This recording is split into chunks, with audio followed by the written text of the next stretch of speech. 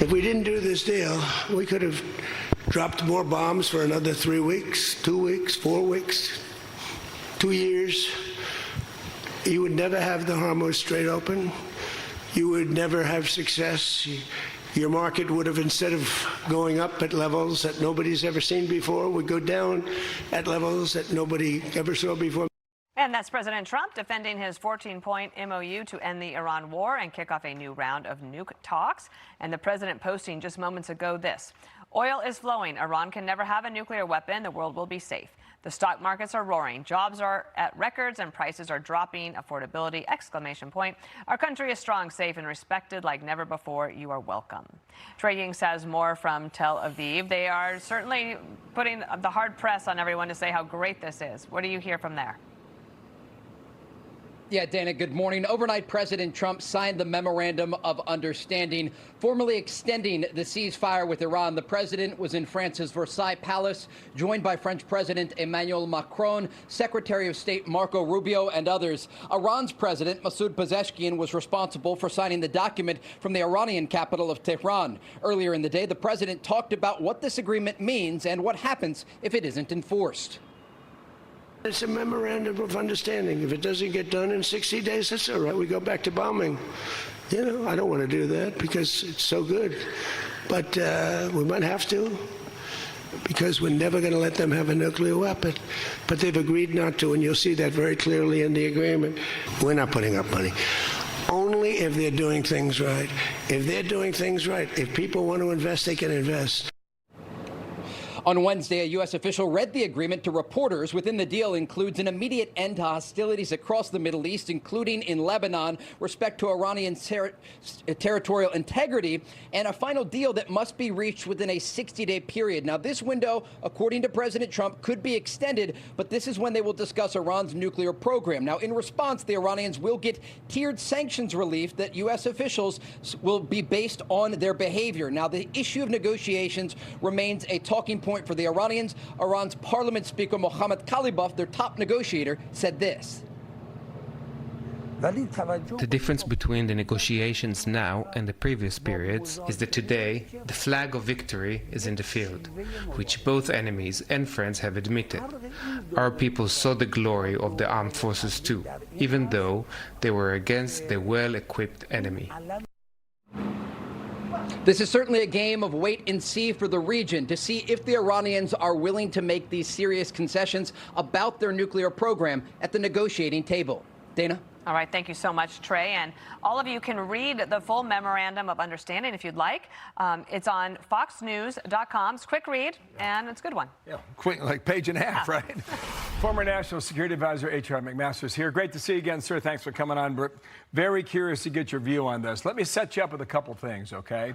Wall Street Journal editorial board writing this: around the Strait of Hormuz in 60 days, clever headline. The regime held Hormuz hostage during the war. The danger here is in formalizing the extortion into a new, worse status quo. Now, at the Institute for the Study of War, our viewers are quite familiar with General Jack Keane. This is his group now, all right? This is one of the key points they point out.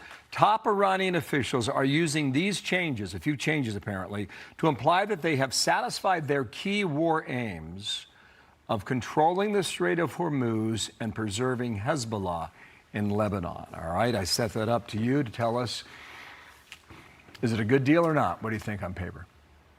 Bill, it's a terrible deal. I mean, we have to wait to see how it gets implemented, but just on its face, first of all, it acknowledges, and the president's statement yesterday, he acknowledged Iran's coercive power over the global economy because he said it never would have been opened. I guess he's saying that we could not have forced it open, which actually I don't agree with. I mean, we could have forced it open, and I think we could have continued, and maybe we'll still continue. We'll see Operation Economic Fury, which was really starving the regime of the cash flow it needs to survive, to pay its armed forces, to keep its tools of repression in place, and to strengthen its proxies across the region. If you remember the war aims, the war aims were certainly to block Iran's path to the most destructive weapons on earth, to a nuclear weapon. But there were other war aims, and one of those, stated very clearly by General Keane at the very beginning, was to destroy Iran's ability to project power outside of its borders. And this has to do with the missile drone strike complex that not only poses a threat to traffic in the Persian Gulf and the Strait of Hormuz, but really to the economic models of the Gulf states. And it gets to Iran's ability to threaten Israel directly, as it did in April and October of 2024, and then continued with periodic onslaughts during this campaign. Okay. So, hey, Bill, I think it's really bad. Okay, so let me present a different argument here. Our memories can be short. Go back to mid-February. If you're the president and they come to you and say, the regime's never been this weak in 47 years. Their proxies have never been this weak before. The Mossad's got the entire nation wired. We know where the Ayatollah is, and you've got how many people in the streets protesting the ruling. So you go to the president, you say, take the shot. It's our best opportunity. So he thinks, okay, let's give this a chance. You take the shot. People will go back to their homes. Iran responds. They're always going to have a vote in a war anyway. And let's accept the fact that it didn't work.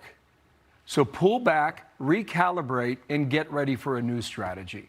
What's wrong with that? Well, Bill, there are a number of things that are wrong with that. I think the first is that the regime is now declaring victory, as you showed on that clip. And I think they're emboldened in a lot of ways, even though they're in a position of really profound weakness at this moment. What I'm afraid of is that the flow of Iranian oil again, and then if they do get sort of the release of funds associated with their frozen assets, this could be what President Obama did for the regime in 2015, which picked them up off the mat at a time when they were really suffering from their own corruption and ineptitude of that government. So I think we have to look to see how this is implemented. I think if we give them an infusion of cash, which is what they're desperate for at the moment, we know what they're going to do with it, right? We know from history what they're going to do with it is they're going to reinvigorate their proxies in the region. One of the things about this deal, Bill, that really is, I think, super disappointing is to give them a say about what happens in Lebanon. Hey, Iran, you shouldn't have a say about anything that happens in Lebanon. That's a sovereign country, by the way, that's trying to disarm Hezbollah at the moment. Appreciate you coming on. I want to share this Fox poll. Extremely or very important for the U.S. to do the following: pursue Iran, avoid a prolonged conflict at 87%. Meanwhile, end the nuclear program is 76%. So, you've got competing visions here. You wish the nuclear program would go away, but so far it has not, in total anyway. H.R. will speak down the road, okay? Thanks for coming on today. All right, thanks, Bill. You bet. H.R. McMaster, thank you. Dana. Be sure to like and subscribe for all the Fox News latest on YouTube and catch full shows streaming now on Fox One.